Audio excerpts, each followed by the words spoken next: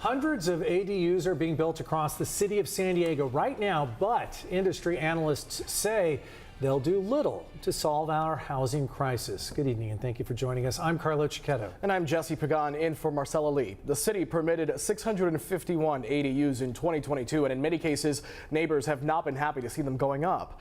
A lack of parking and privacy issues top the list of concerns. CBS 8's Steve Price joins us live from Claremont, which was one of the top communities for ADU permits last year. Steve.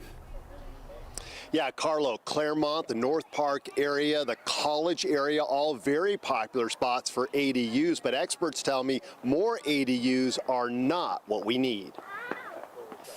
San Diego needs more housing, and ADUs are housing, but industry analysts say they're the wrong type of housing to solve our problems. It's just a small Band-Aid approach where we're adding little tiny increments of housing, but this isn't a long-term solution. Nathan Moeder is a real estate economist who sees what San Diego really needs, and he says it's not this one-bedroom or studio units built up next to property lines, invading space, making neighbors angry. This is like a disease.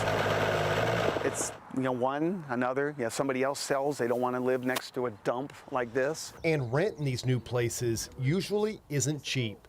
You're still talking $2,000 plus for an ADU unit. If you go to North County, you're looking at close to $3,000 for just a single occupant unit. Nathan says these ADUs are a needed product, but for a very tiny targeted audience. Most of these units are small.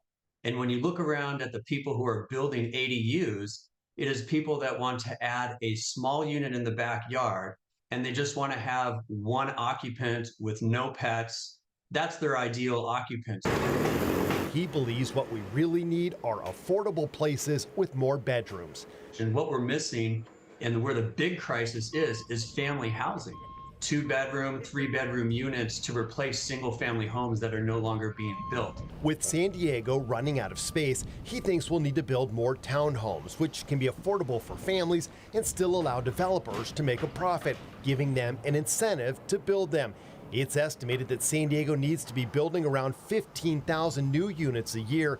Last year, the city approved just over 5,300, and the overwhelming majority of those were for people in the highest income levels.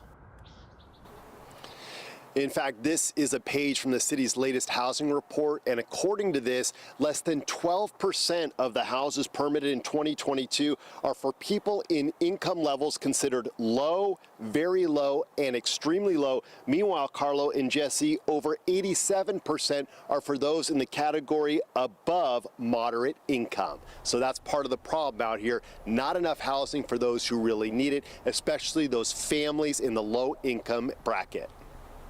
Now, Steve, we used to call ADUs granny flats in some cases because they were usually built for family members. Is that still the case, or are they now actually being used for tenants who may not be related to the actual homeowner? I asked if these ADUs are being built for, say, kids who parents know their kids can't afford to move into their neighborhood, so they build them. And they said, that wasn't really the idea. In fact, what they thought was going to happen, Jesse, was that parents would move into the ADUs so that the kids with their larger families can move into the houses. But they say they're not seeing that either. Instead, what they're seeing are just those single people moving into the ADUs in the backyards, and they are very expensive. All right, Steve Price with another look at one of the branches in San Diego's housing challenges tonight. Yes. Steve, thank you.